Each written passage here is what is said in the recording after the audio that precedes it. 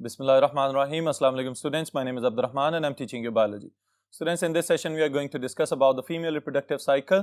Board के point of view से बहुत इंपॉर्टेंट लॉन्ग क्वेश्चन भी है और इसके अंदर शॉर्ट क्वेश्चंस भी मौजूद हैं. इनकी डिटेल्स बोर्ड पे देखते हैं. जी students, it is about the female reproductive cycle. अब अगर हम इसको मेल रिप्रोडक्टिव सिस्टम के हवाले से कंपेयर करते हैं तो हमें पता चलता है कि वहाँ पे खाली स्पर्मेटोजेनेसिस हो जाना दैट इज़ इनफ और उसके बाद the males are ready to deliver their gametes. Alright, लेकिन फीमेल्स के अंदर इस तरह से नहीं चल रहा, बल्कि यहाँ पे हमें एक मंथली बेसिस पे पीरियोडिक साइकिल्स रिपीट होते हुए नजर आ रहे हैं, जिनको हम कहेंगे कि these are the reproductive cycles. Alright, इन रिप्रोडक्टिव साइकिल्स को हार्मोनली कंट्रोल किया जाता है, जिसके पीछे आपको पता है the masterminds are the hypothalamus and the pituitary. Alright students, तो इसको one by one important points को एक फ्लो के साथ लेके चलेंगे ताकि आपको याद करने में भी आसानी रह सके और आपको आसानी से समझ भी आ जाए. So the first thing that we are going to discuss is in females the egg production is a cyclic activity. एक तो ये कि cyclic activity है, इसी वजह से हम इसको reproductive cycle कह रहे हैं. हर महीने रिपीट होने वाली periodic activity है. फिर दूसरी चीज जो स्टूडेंट्स आप याद रखेंगे यहाँ पे वो ये है कि आगाज तो प्यूबर्टी के साथ यानी कि बालिग हो जाने के साथ हो रहा है, लेकिन फीमेल्स के अंदर इख्तिताम भी 45 से 50 साल तक होता हुआ नजर आता है. यानी फ्रॉम 45 to 50 ईयर्स तक जाके पता चलता है कि ओव्यूलेशन खत्म हो गई है, कंप्लीटली सीज डाउन कर दी गई है. बट इन अदर साइड जब हम मेल्स में देखते हैं तो it is a continuous process. Puberty से आगाज होने वाली स्पर्मेटोजेनेसिस और उसके बाद रिलीज होने वाला या इजैक्यूलेशन वाला अमल जो है it continues till death of that person. Alright students, तो इस हवाले से it is entirely different process. फिर उसके बाद जो अगर हम डिफाइन करना चाहें इसको तो वी कैन डिफाइन इट.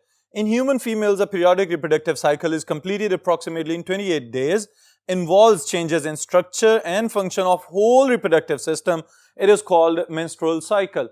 अब कौन कौन सी तब्दीलियां आ रही हैं स्टूडेंट्स रिप्रोडक्टिव साइकिल के अंदर, इसको समझना बहुत ज्यादा जरूरी है, क्योंकि जब हम बार बार इसको मेल और फीमेल रिप्रोडक्टिव सिस्टम और रिप्रोडक्टिव साइकिल्स के साथ कंपेयर करते हैं तो हमें पता चलता है the spermatogenesis is a continuous process.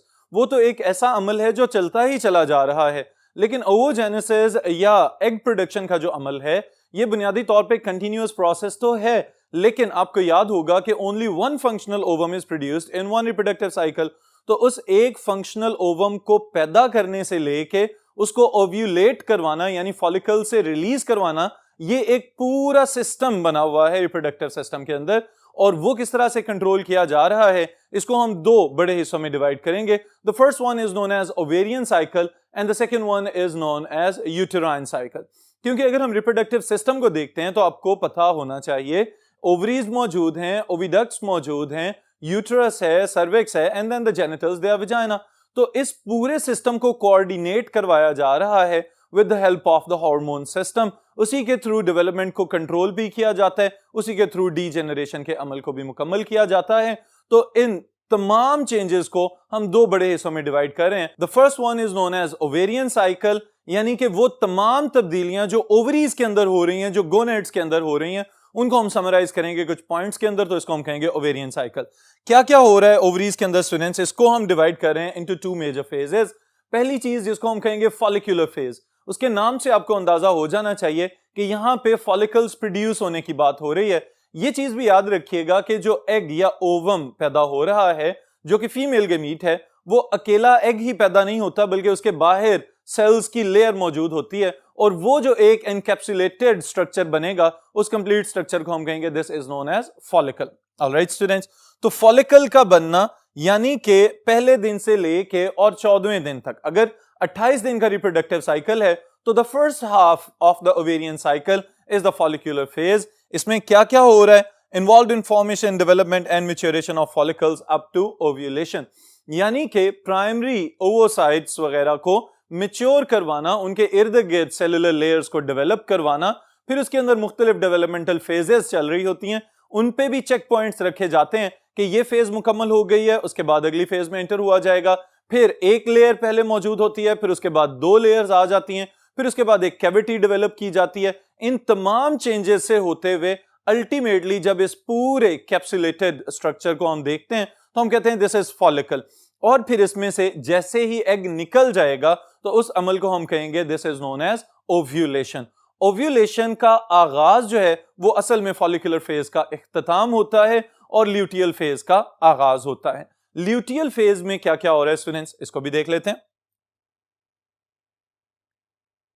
Ji students, luteal बुनियादी तौर पे ल्यूटिनाइज हो जाना यानी येलोइंग ऑफ सम स्ट्रक्चर, किसी ऐसी साख्त की बात की जाएगी यहां पे कि जिसका अपना कलर पीला है। ऑलराइट, तो ये बात याद रखिएगा कि इस फेज की पहचान है कॉर्पस ल्यूटियम। कॉर्पस ल्यूटियम क्या होता है, वो फॉलिकल जिसमें से ओवम को रिलीज कर दिया गया तो ओव्यूलेशन का अमल हो जाएगा। ओव्यूलेशन के अमल के बाद जो फॉलिकुलर स्ट्रक्चर, जो एक बाहर एक्सटर्नल कवरिंग मौजूद थी, it will turn into a glandular structure और उस स्ट्रक्चर को हम कहेंगे दिस इज कॉर्पस ल्यूटियम।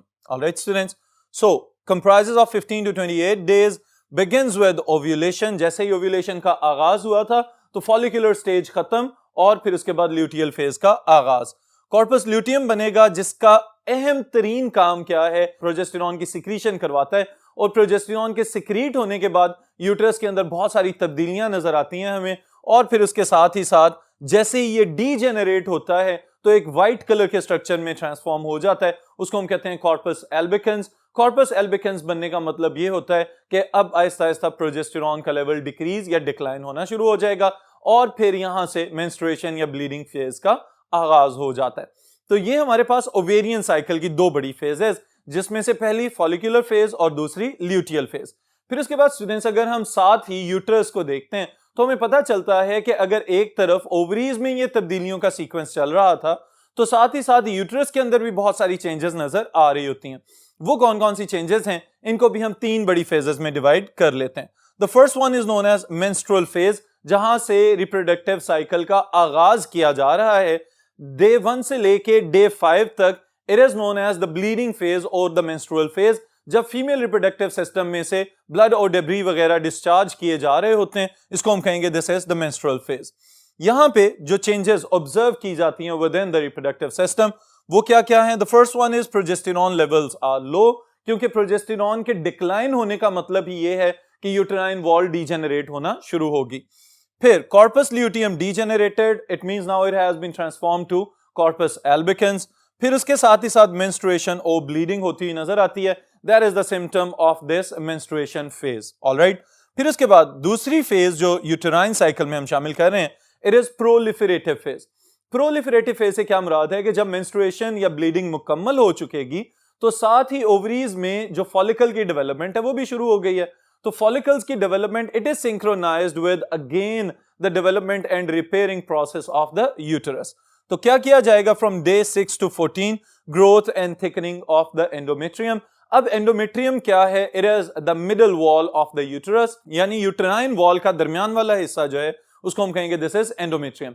अब एंडोमेट्रियम चूंकि थिकेस्ट लेयर बन जाती है due to vascularisation and formation of new smooth muscular layers, तो बुनियादी तौर पे ये हम यूं कह सकते हैं कि फर्टिलाइजेशन अगर हो रही है तो ओव्यूलेशन के फौरन बाद वो तमाम तब्दीलियां जो यूट्रस को कर लेनी चाहिए वो हमें इस फेज में यानी प्रोलिफरेटिव फेज में नजर आती हैं कि अगर सक्सेसफुल फर्टिलाइजेशन होगी तो उसके बाद जो इम्प्लांटेशन वगैरह होने से पहले जितनी भी तैयारियां हैं वो यहां पे मुकम्मल कर लेनी चाहिए। Alright students, then is the last phase of the uterine cycle, it is known as secretory phase. Day 15 से लेके डे 28 तक यानी कि थर्ड हिस्सा है। Increased blood supply to the endometrium, यहाँ पे specialised spiral blood vessels develop होते हुए नजर आते हैं, थिकनिंग होती हुई नजर आती है, और फिर उसके साथ ही साथ जो एम्ब्रियो ने आके इम्प्लांट होना है यूटेराइन वॉल के अंदर उस फेज को यहाँ पे मुकम्मल किया जाएगा। तो हम कहेंगे कि कंसेप्शन के लिए तैयारियां इस थर्ड फेज में मुकम्मल की जा रही हैं। अब स्टूडेंट्स ये तो हमने इन दोनों को कंपेयर कर लिया कि ओवरीज के अंदर क्या चल रहा है और साथ ही साथ यूट्रस के अंदर क्या चल रहा है। अगर इनको हम सिंक्रोनाइज्ड वे में एक फ्लो के साथ लेके चलें तो we can differentiate them into 5 major phases. वो कौन कौन सी तब्दीलियां हैं इनको भी हम फेज 1 2 3 4 5 के लिहाज से समझ लेते हैं। जी स्टूडेंट्स, फेज 1 यानी कि सबसे पहला काम जहां से आगाज हो रहा है, और अब इसमें हम uterine as well as the ovarian cycle इन दोनों को कंबाइन करके देख रहे हैं कि आगाज हो किस तरह से रहा है। इससे आगाज करने से पहले स्टूडेंट्स ये बात समझ लें कि बुनियादी तौर पे एवरी रिप्रोडक्टिव साइकिल और the menstrual cycle is triggered by the hypothalamus. Hypothalamus के अंदर स्पेशलाइज्ड सेल्स मौजूद हैं जिनको हम न्यूरोसेक्रेटरी सेल्स कहते हैं। वो सबसे पहले एक हार्मोन प्रोड्यूस करेंगे जिसे हम कहते हैं गोनेडोट्रोफिन रिलीजिंग हार्मोन। अब ये जो GnRH हार्मोन का नाम है, ये फौरी तौर पे ट्रेवल करके जाता है पिट्यूटरी के पास और फिर वहां से आगाज होता है फेज 1 का। पिट्यूटरी स्टिमुलेट हो जाती है और आगाज कर देती है FSH की प्रोडक्शन का, यानी कि फॉलिकल स्टिमुलेटिंग हार्मोन। उसके बाद आप जो पॉइंट्स याद रखेंगे स्टूडेंट्स वो क्या क्या हैं? पिट्यूटरी रिलीजेस FSH यानी फॉलिकल स्टिमुलेटिंग हार्मोन प्रोड्यूस किया जाएगा जो ट्रेवल करके आ रहा है ऑल अलोंग द बॉडी और फिर पहुंचेगा ओवरीज तक और वहां पे ओवरी के जर्म सेल्स को जाके स्टिमुलेट करेगा for the production of new follicles. FSH stimulate development of primary follicles, और प्राइमरी फॉलिकल्स के लिहाज से आपको याद होना चाहिए एक ही फंक्शनल फॉलिकल यानी कि प्राइमरी ओसाइट को तरजीह दी जाएगी, बाकी सबको रोक दिया जाएगा, एट रेस्ट रख दिया जाएगा या उनको डीजेनरेट कर दिया जाएगा। तो ये जो डीजेनरेटिव मैकेनिज्म नजर आता है हमें, it is known as follicle atresia. Important short question बन सकता है आपके लिए।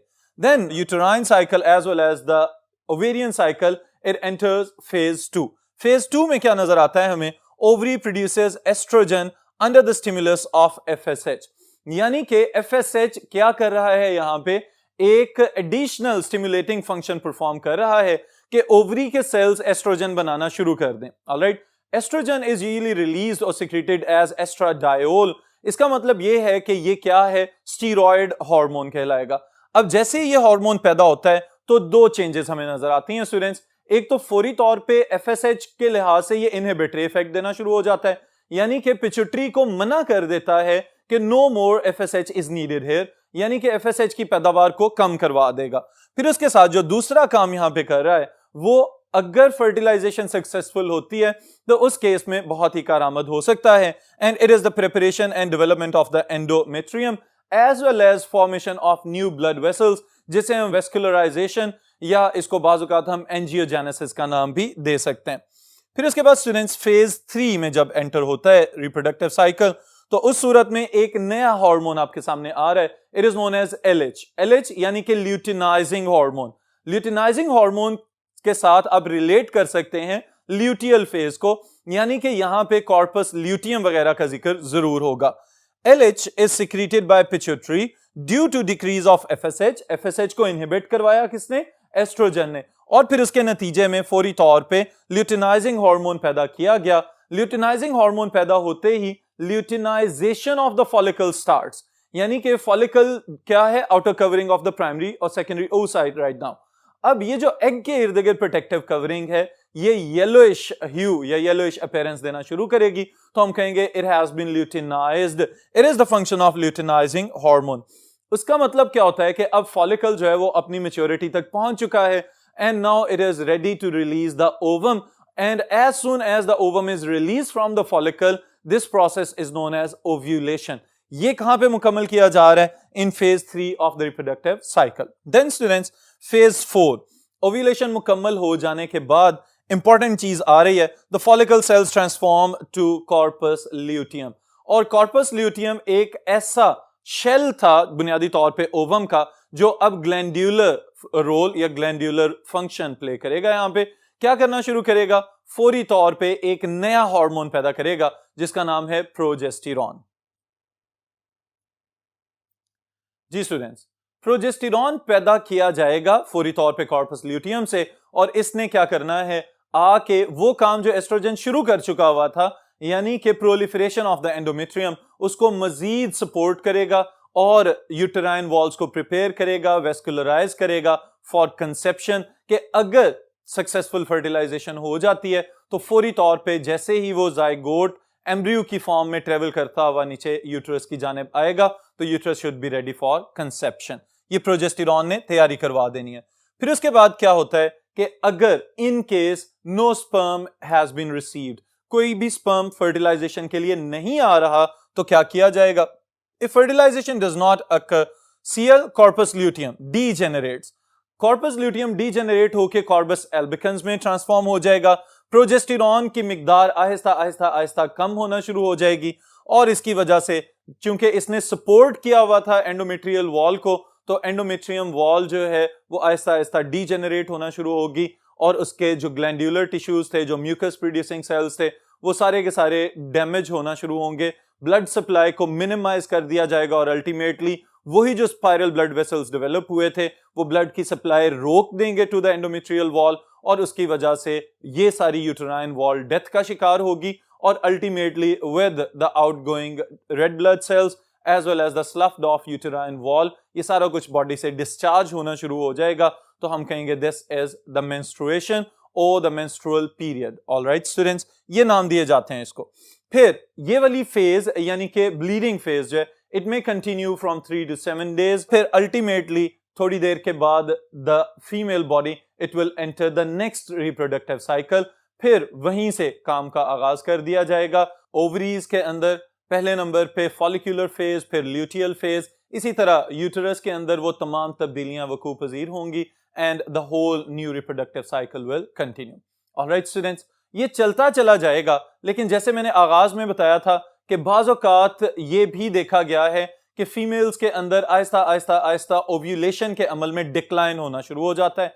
आहिस्ता आहिस्ता ओवा की प्रोडक्शन जो है वो कम से कम होती चली जाती है and on reaching 45 to 50 average की हम बात कर रहे हैं। Exceptional cases can be there कि बाज़ औक़ात 30s में भी मीनोपॉज होता हुआ नजर आता है, यानी नो मोर ओव्यूलेशन, नो मोर मेंस्ट्रुएशन, और बाज़ औक़ात 50s के बाद भी कंसेप्शन होती हुई नजर आई है। तो एक्सेप्शनल केसेस आ देयर, लेकिन जब हम एवरेज की बात करते हैं तो 45 से 50 साल तक फीमेल्स की बॉडी के अंदर ओव्यूलेशन के अमल को रोक दिया जाता है and this phase is known as menopause. Alright students, यहाँ पे एमसीक्यू स्टेटमेंट के हवाले से ये बात भी याद रखिएगा कि the first ever menstruation in the females is known as menarche. Alright, और इसी तरह जब एंड या कंप्लीट सीज डाउन होगा ओव्यूलेशन का या मुकम्मल तौर पे इसको मना किया जाएगा, रोक दिया जाएगा, तो हम इसको कहेंगे कि दिस इज मेनोपॉज।